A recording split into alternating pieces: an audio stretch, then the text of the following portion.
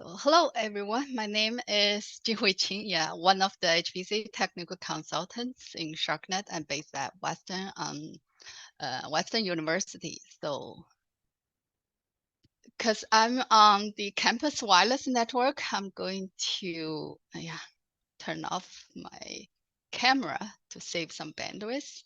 So, okay, today's topic is accelerating graph analysis on GPUs.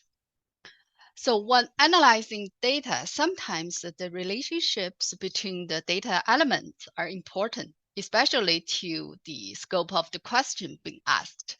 For example, what are the most important papers in a citation list? How to make intelligent recommendation given the relationship and the frequencies between customers, social media, and some product data. Which members are redundant or important in an organization?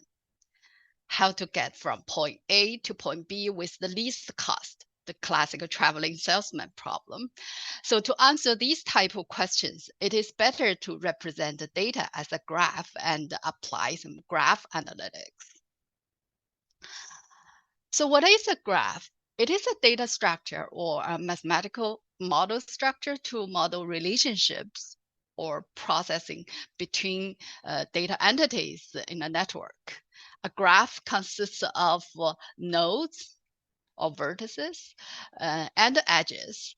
So here nodes represent the entities in the system and the edges connecting those nodes or relationship between those nodes. So in the real world, the node can be people, places, or things such as customers, products, or stores, airports, bank account, mobile phone, web pages, and etc. An example of edges or the relationship between nodes can be friendship in social network, for example, hyperlinks on web pages or network connections, road, phone calls, emails, transactions, social networking messages, and etc. So a graph is a powerful data structure to represent complex dependencies in data. So there are also different types of graphs, such as direct graph, indirect graph, or weighted graph. So here, direct graph, all edges are direct from one node to another. And indirect graph, all edges are connected from two nodes without a direction. For example, in a social network, person A is a friend of person B, which indicates a person B is also a friend of person A. Okay. So indirect graph will usually represent a symmetric relationship. And the weighted graphs has some numerical weights on its edges. For example, those weights are important when considering a shortest path problems. So what can graph analytics help? As the graph is a powerful data structure to represent the complex dependencies in data. So graph analytics can help understand such complex relationship between linked entities and achieve some deeper insights to enhance decision making. Okay, so typical graph analysis, such as the centrality analysis, community detection, connectivity analysis, and path analysis. So here, centrality analysis is to estimate how important a node is for the connectivity of the network. For example, help to find the most influential people in a social network. And the community detection here is to divide nodes into various groups based on their edge structure and the node similarities, for example, to find a group of people interacting frequently in a social network or finding some behavior patterns of the communities. Connectivity analysis helps to determine the connection between nodes in a graph, whether it's a strong link or it's a weak link, those kind of things. So path analysis, for example, is used in shortest distance problems. Okay.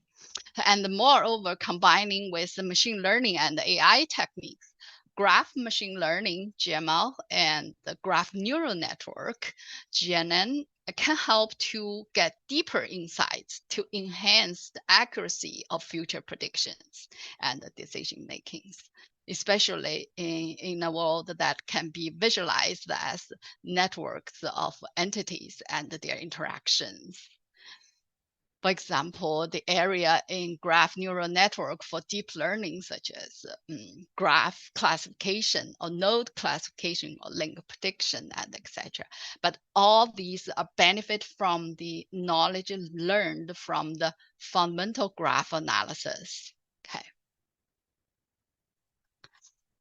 Since Python become one of the most popular programming languages for data analytics, NetworkX is the go-to library for graph analysis in Python.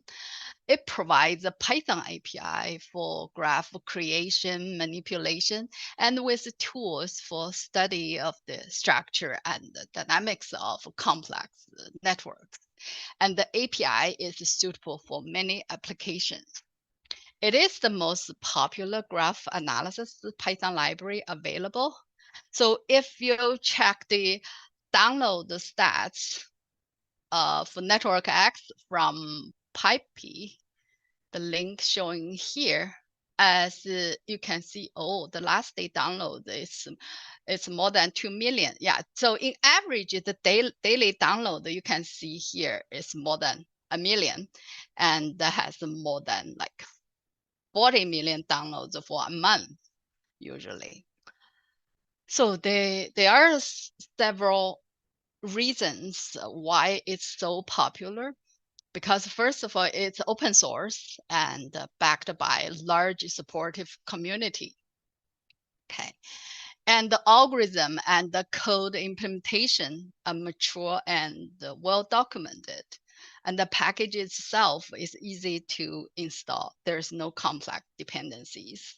And most of all, NetworkX has plenty of algorithm implemented for graph analysis with an easy-to-use API that's suitable for many applications. Okay, here is a simple graph with 4 nodes, A, B, C, D, and some weighted edges to connect those nodes. So here is a simple code. As you can see here, first you import the library NetworkX, and then you create a graph object.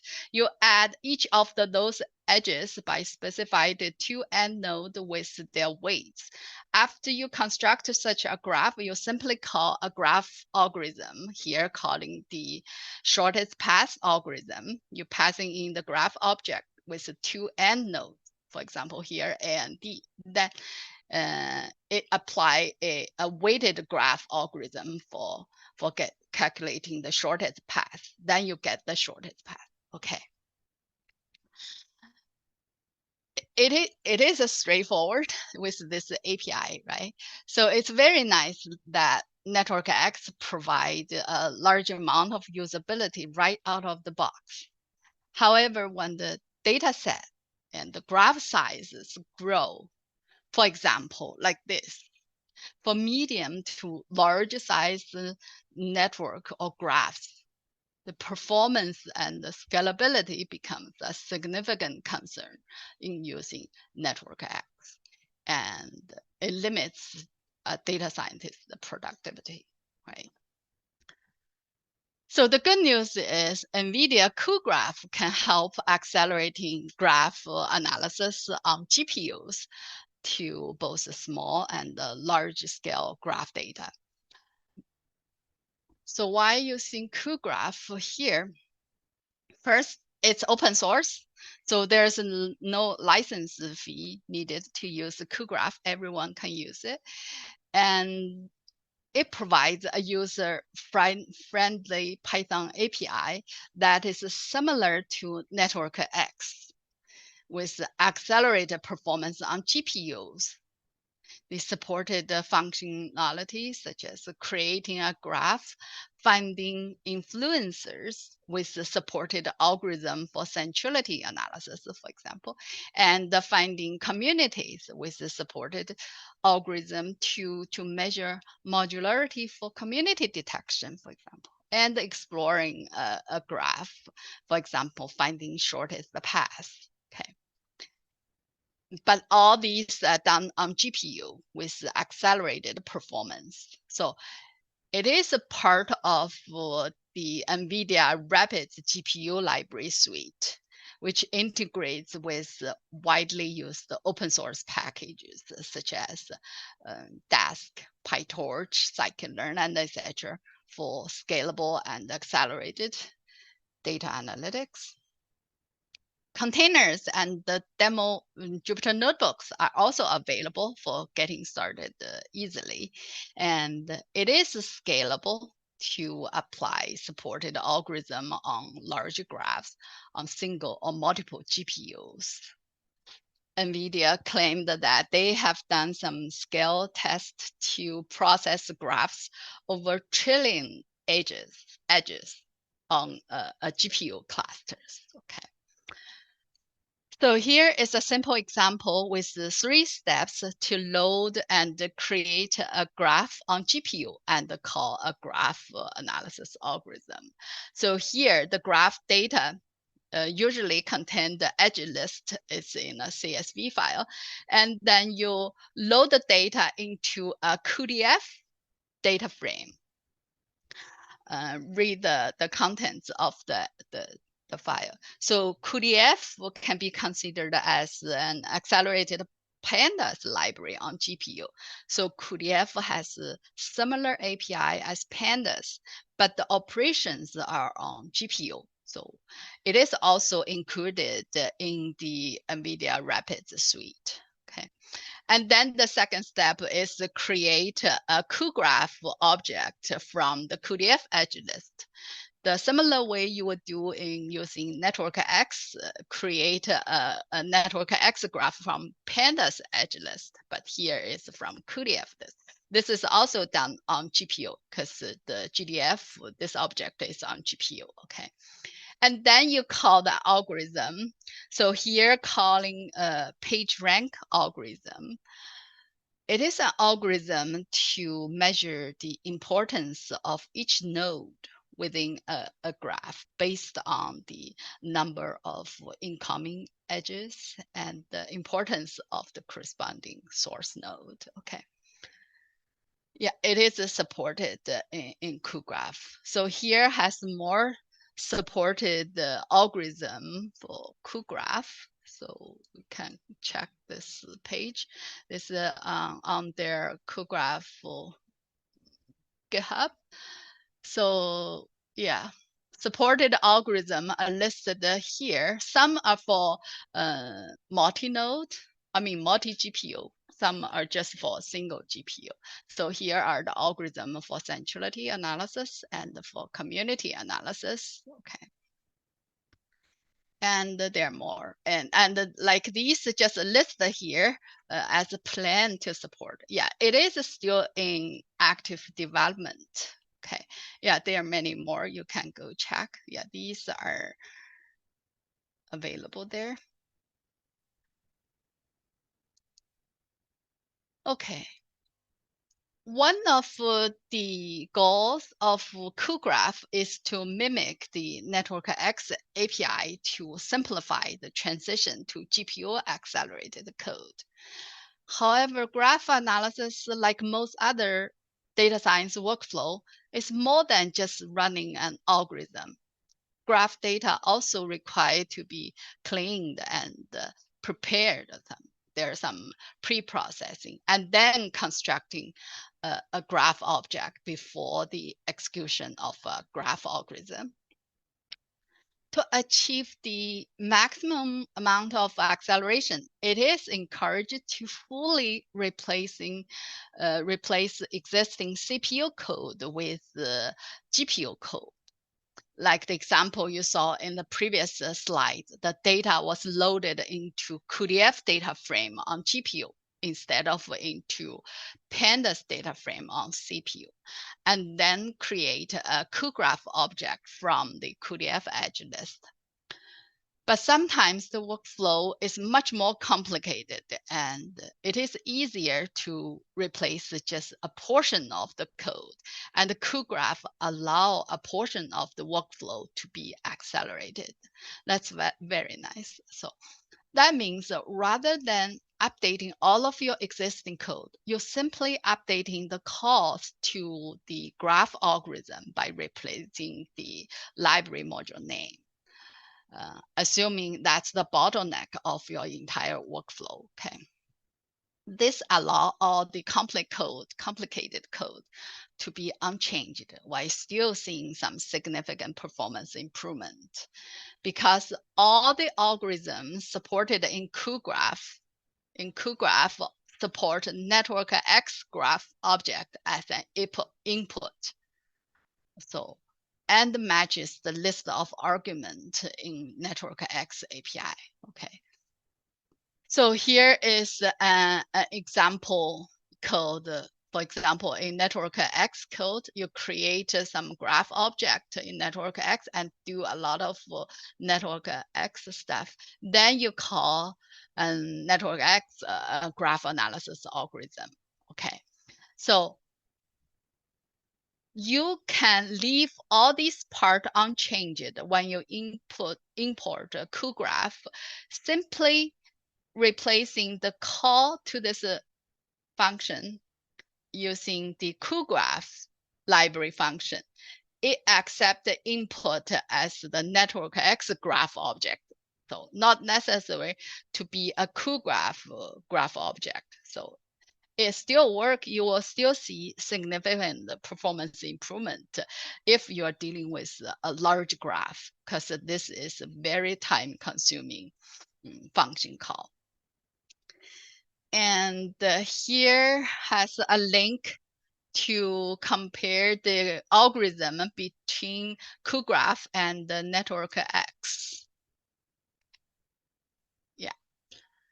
So this session lists the algorithms from the two library exactly the same, match exactly same, not just the function name, also the attributes are all the same. And here, do not copy over additional attributes, but they also provide the Jupyter Notebook for each of the algorithms supported. I will show you shortly. Here are the algorithms supported in cuGraph, but not yet in NetworkX yet. So yeah, if you would like to try with any of these algorithms, here just not all the arguments are supported. For example, for the between centrality in cuGraph, weighted graph feature is not supported. Okay. And here, just the return type of this function call are slightly different. Yeah, they have examples to show how to use this in cuGraph. Okay. Yeah, there are some differences.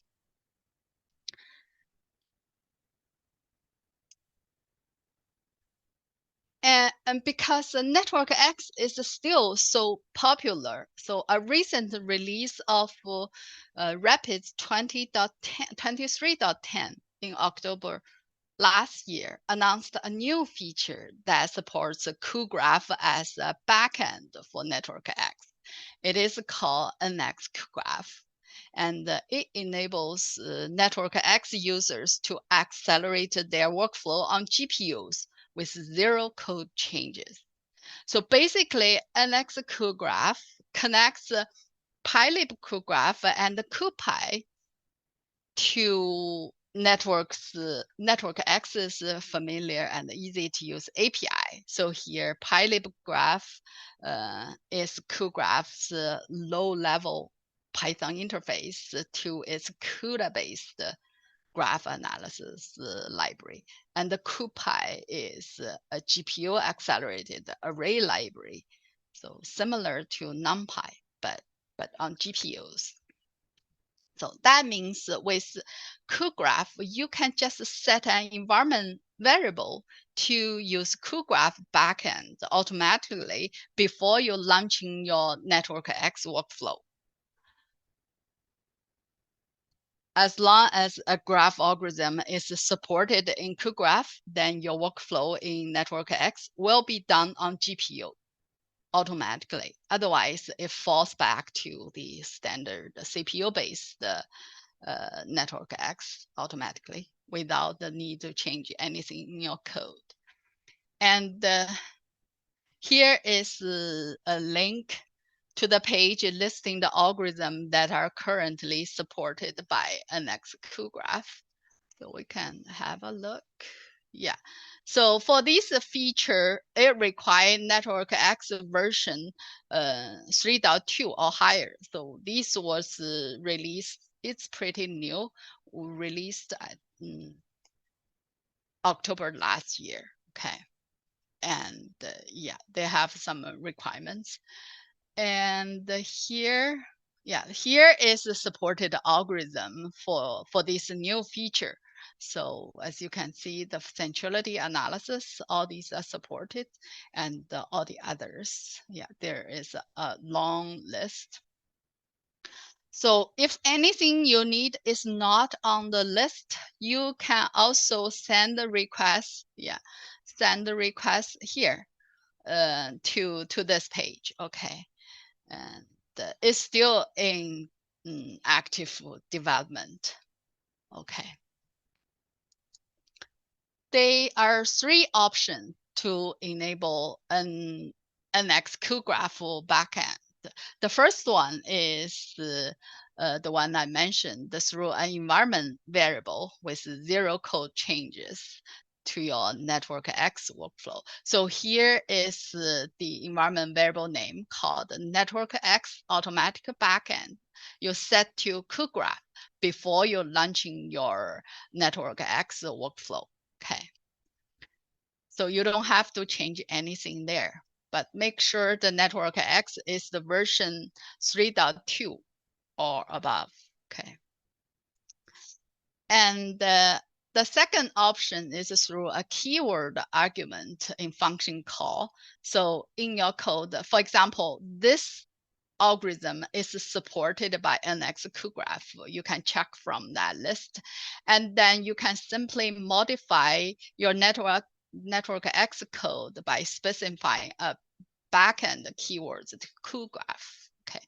Then this workload will be done on GPU automatically for you.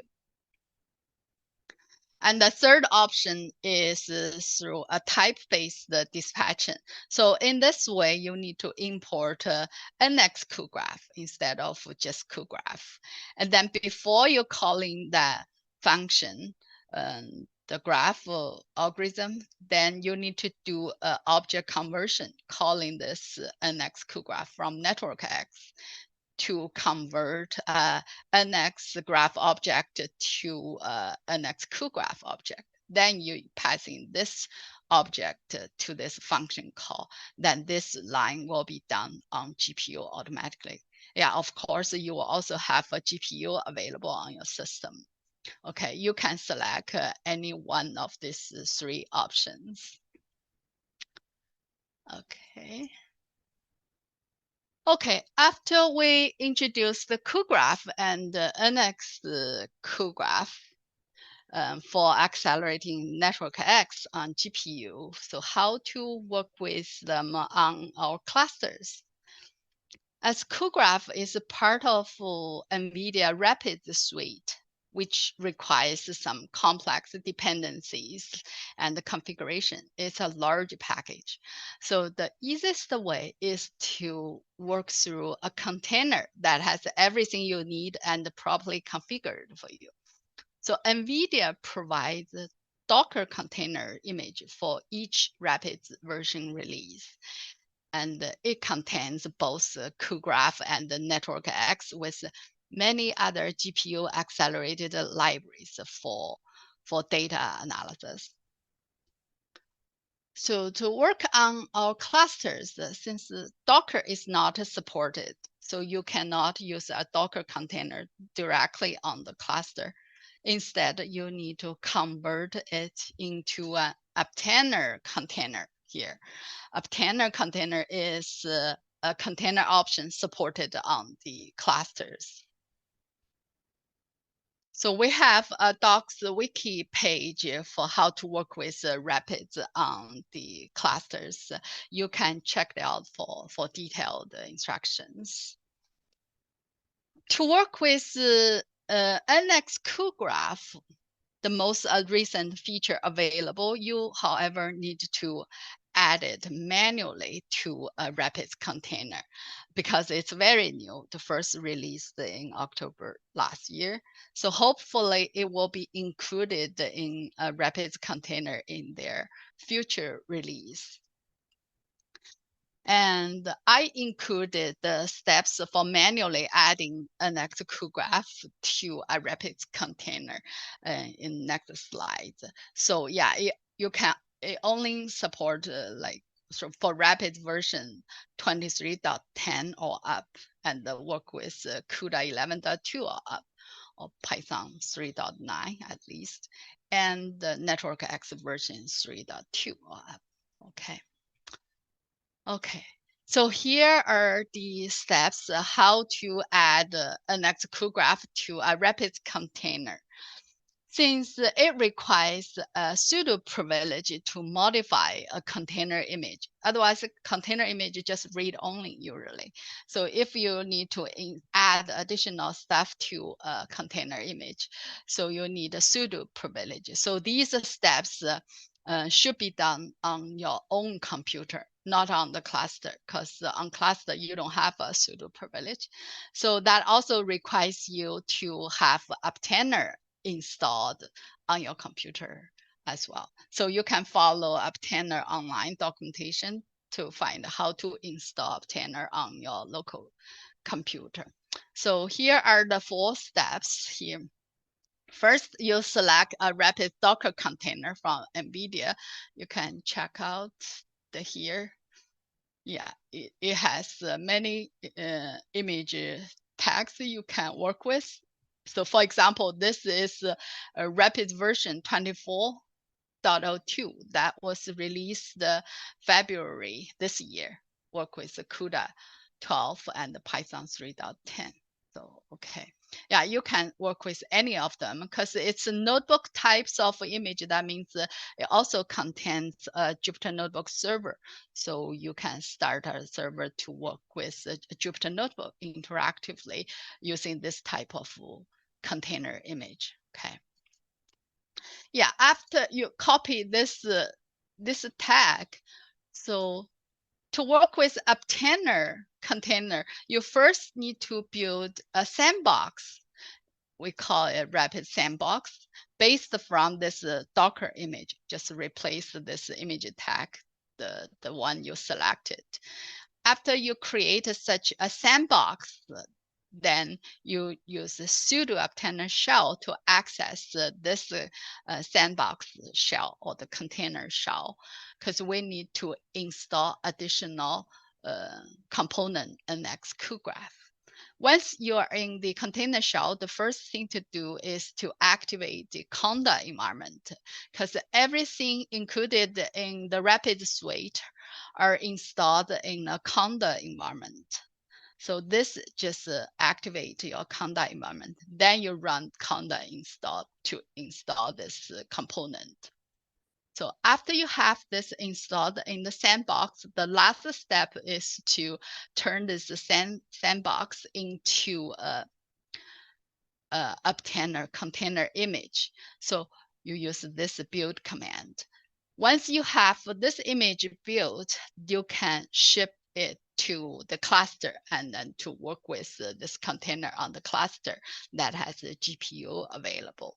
Okay, since these all require some relatively large resource, if you don't have this amount of resource available on your local computer, you can always submit a ticket, ask for help if you would like to work with or build such a container for you. Okay. So following those steps, I have a Rapid NX-cuGraph image created.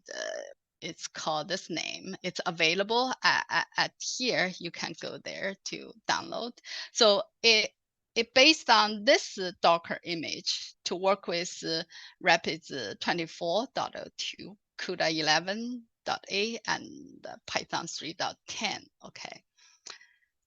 Okay, so yeah, if you go here, this is the container image if you would like to work for your own testing. I also include a tar file that has all the demo code I'm going to show you shortly on our clusters. Okay. Okay, for the demo example, we are going to work with a large graph. It is a citation graph of a US patent data set. So you can download from here. So yeah, it's hosted by Stanford University. So the data set is here. It's for network algorithm studies. Okay, this graph will contain like almost 4 million nodes with more than 16 million edges. It's relatively large graph for graph analysis algorithm study. Okay.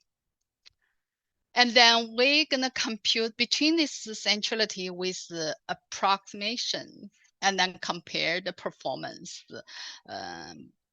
NetworkX, simply the CPU code, versus cuGraph, the full GPU code, versus some NX-cuGraph using cuGraph as a backend for part of the code acceleration. Okay. So here is a bit more information about between this centrality. It is a graph algorithm to measure relatively importance of a node or an edge in a graph based on shortest path. So basically, it counts the number of shortest paths that pass through a node or an edge over versus the total number of shortest paths for all node pairs in a graph. That means higher between these centrality nodes have a greater number of shortest paths cross through that node. Similar, high centrality edges have more shortest paths that pass over that edges. So yeah, this algorithm you can use to measure the importance of a node or an edge in a graph. Okay. So yeah, here is the mathematical expression for this algorithm. So here the big V is the total number of the node set of a graph, and the ST just a node pair. So the top here, this is for calculating the between this centrality of node V. Okay, so here are the total, top part is total number of shortest paths that pass through that specific node V. And at the bottom here, just total number of shortest paths for all node pairs in the graph. So as you can see, for large graphs, with millions or even trillions of nodes or edges, the computation will be intensive if considering to find the shortest path for all node pairs. So for large graph, instead of calculating the shortest path for all pairs, for all node pairs, the calculation is usually done by randomly select k node as pivots to estimate between these values with an approximation algorithm. And there is also a research paper reporting the details of that algorithm.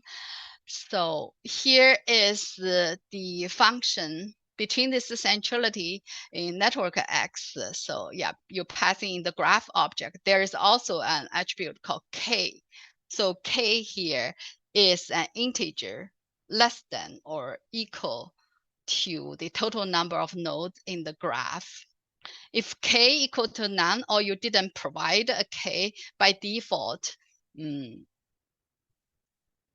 it will calculate the shortest path for all node pairs in the graph.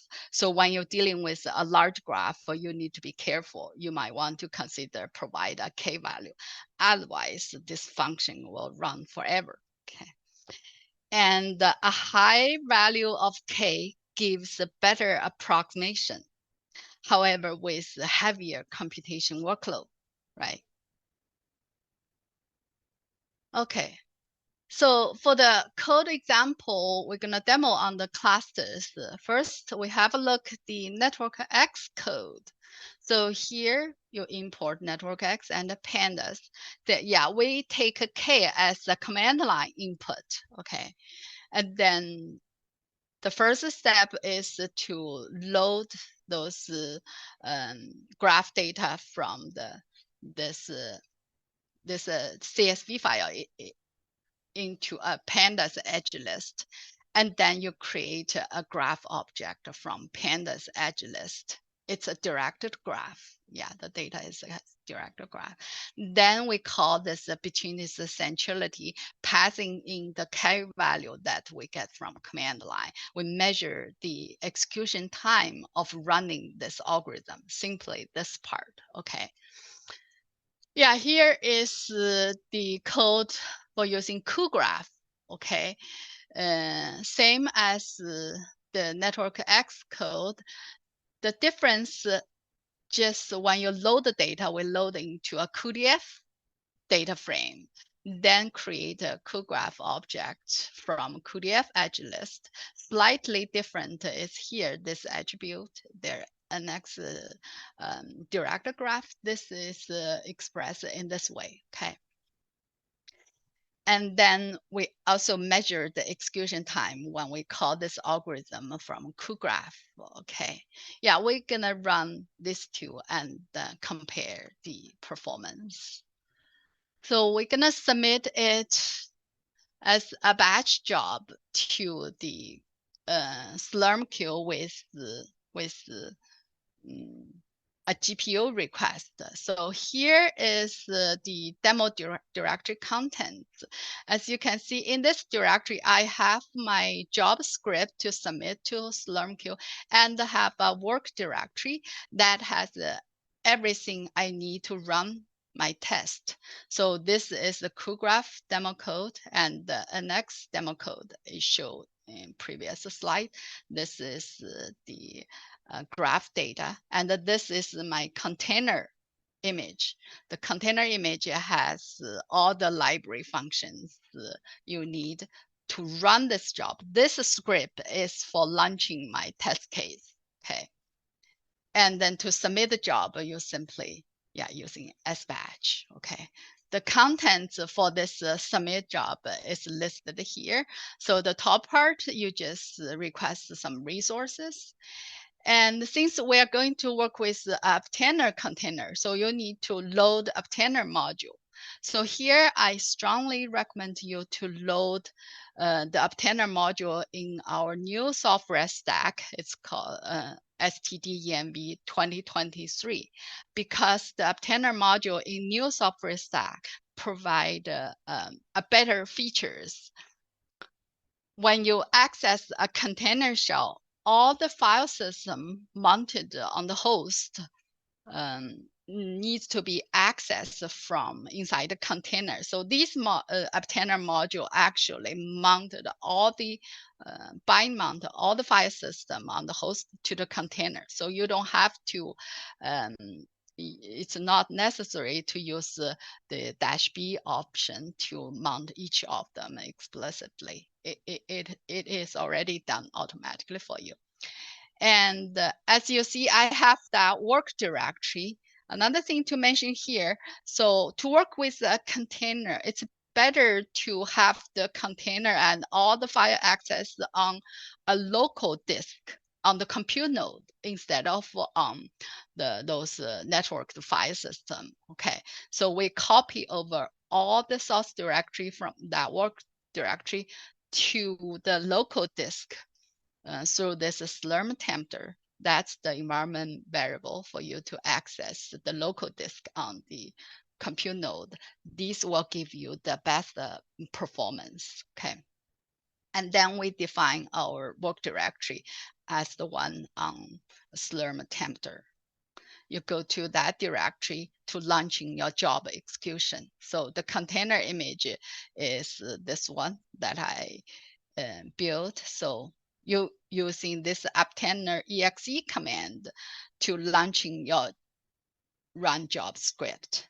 Okay, so with the container. So here the --nv option is important because to work with the GPU, you need byte mount the GPU device on the host to the container. So everything you run on the container inside the container can also access the GPU device. Okay. So here is the contents of my run job script. It's very straightforward. So still same thing. The first thing you need to do is activate your conda environment because all the library is installed in that conda environment.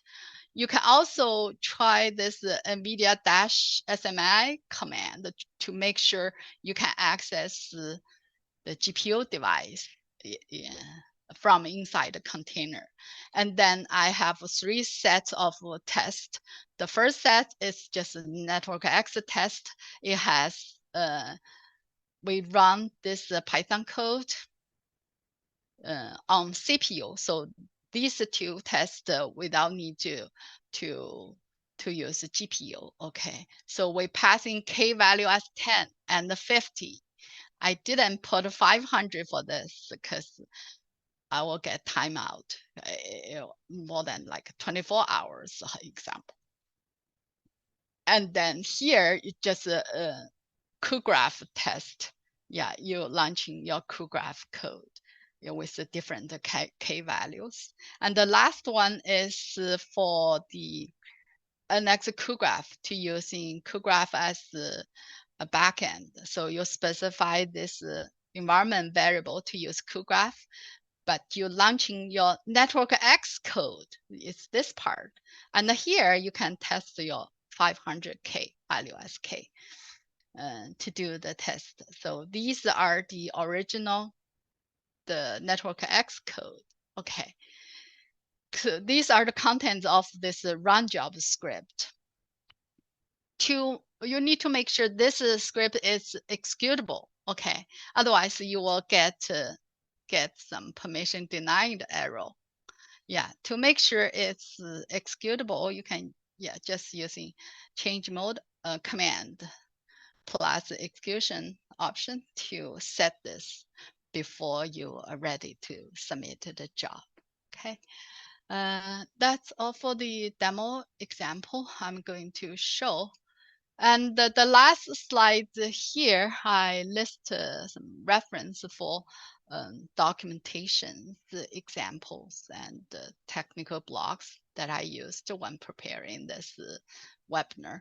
So yeah, for example, if you like to work with some of the example, the cuGraph notebooks, this is very useful for you to get started, as you can see here.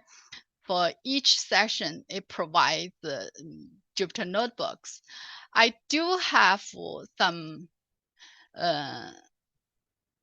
one notebook file downloaded. I can show you how to work with the Jupyter notebook interactively with this container that I built.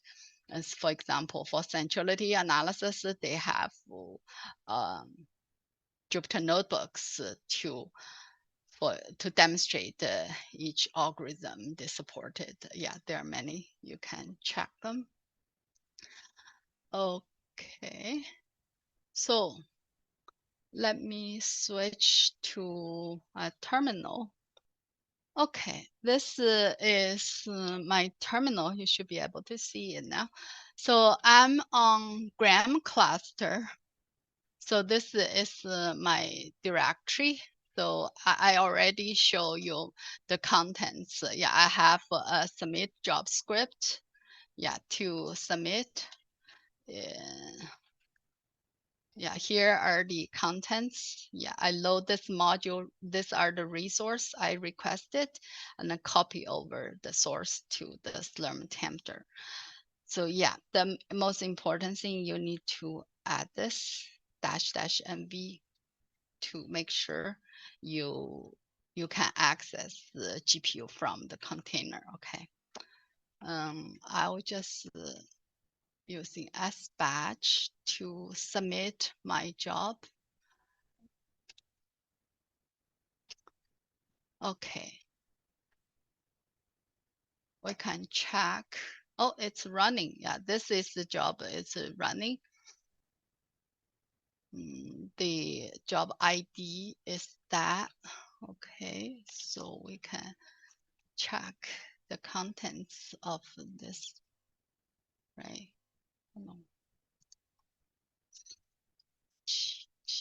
This one.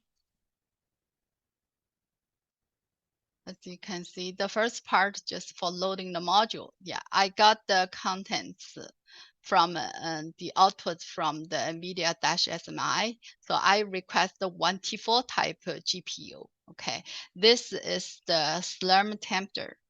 The local disk is where my job is running on that directory on the local disk of that compute node. Okay. So it will take time to finish. It's still running. So for this waiting time, I'm going to demo you how to interactively work with a Jupyter notebook. As you can see from this work directory, I have between this the notebook I downloaded from the page I showed you. So I already have an interactive job reserved. It's on node. Yeah. 1189, that's the compute node that has a GPU, the resource I requested. I think it's here.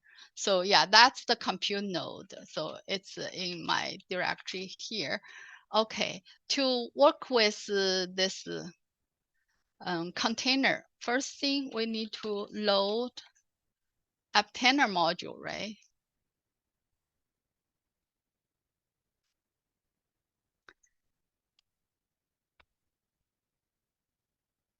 Okay, once we have, yeah, this is the obtainer module in the new software stack. Okay, so for this, once we have this module loaded, we want to copy over everything in this work directory to the local disk. So right now the directory is my project demo directory. I want to copy over to Slurm tempter. Okay. Because this work directory contain all the container image, my Jupyter notebook, and everything. So now we can go to this directory. Yeah, as you can see, this is the local directory on the compute node. I have this work directory that has everything. Yeah, the container image. So now I'm going to access the container shell with the --mv option.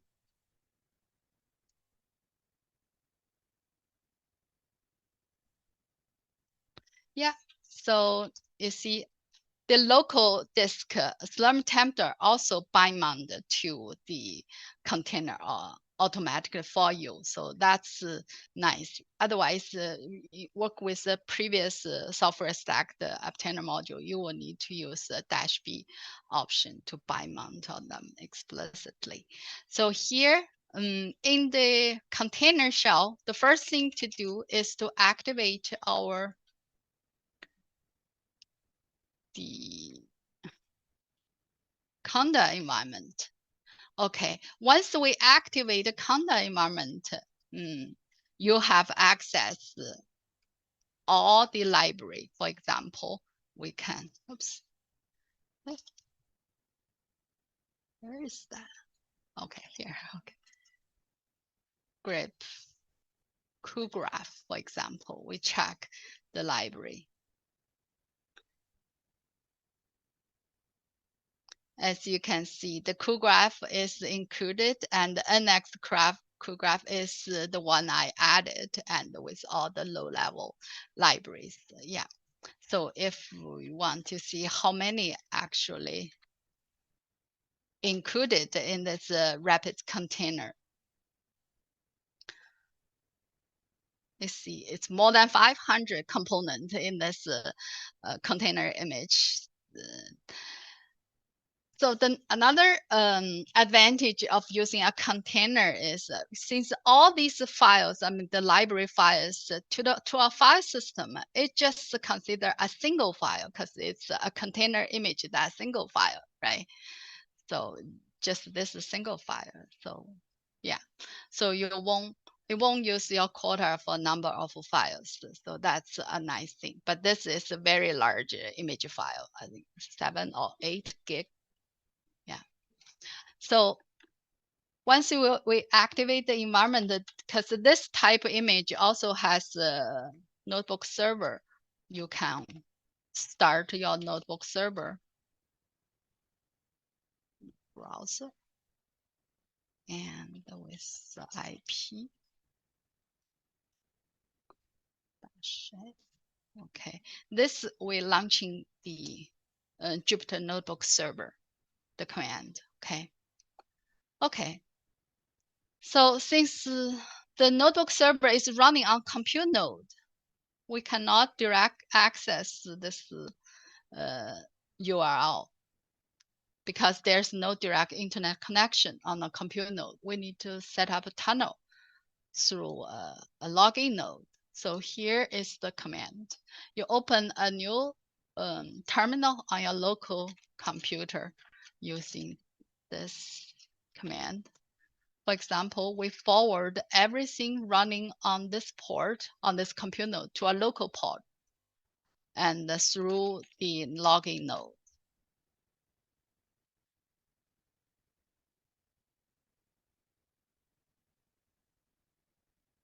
Okay, in this way, we set up a tunnel. Then we are ready to access this URL. We can grab a browser here. We type this URL, but we need to change this part to a local host because we already set up a tunnel to forward everything to a local port 9999. So yeah. Here you connect to the notebook server running on the compute node inside the container. Okay. And then this is our work directory. I have a notebook that downloaded from the GitHub, for demonstration. So yeah, this is the site that has all the notebook. I think the one I downloaded is this one. Yeah. So in this way, you can run all the notebook. You see, there is a GPU dashboard. This feature available on this notebook interface, so you can check GPU utilization when you work with a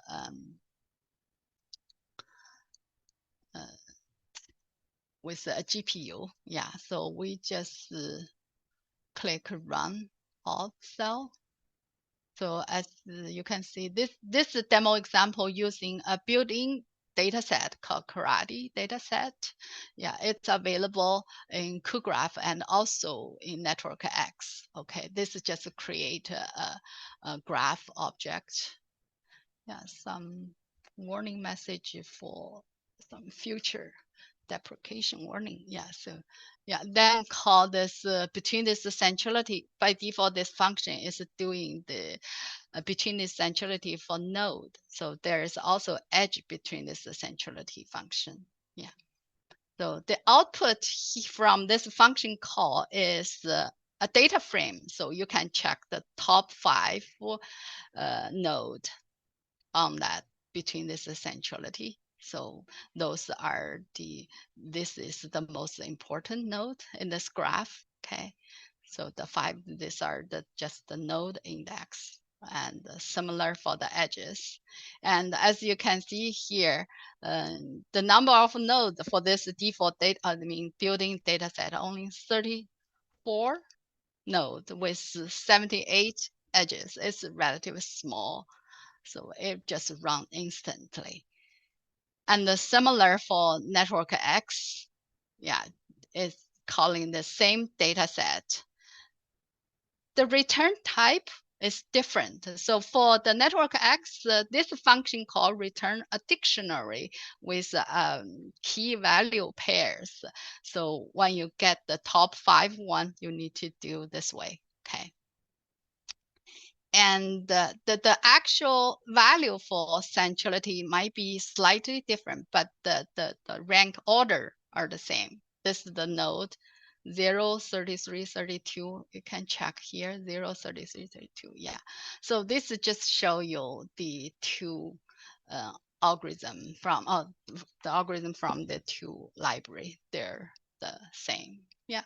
So now you can see, because this part running on the GPU, yeah, you see the data set is pretty small, so cannot actually see anything. Yeah, it's nice. So they provide all this notebooks, so you can try out for each of them. So yeah, that's for the Jupyter Notebook demo. So let's go back to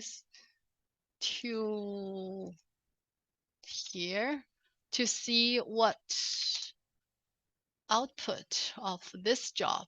Okay, this one, right? It's still running, so but we can check. Oh, only check 1K equal to 10. The result is almost like 2 minutes for 10. And still working on the second test. So yeah, why we're still waiting? You can check. I have a previous result.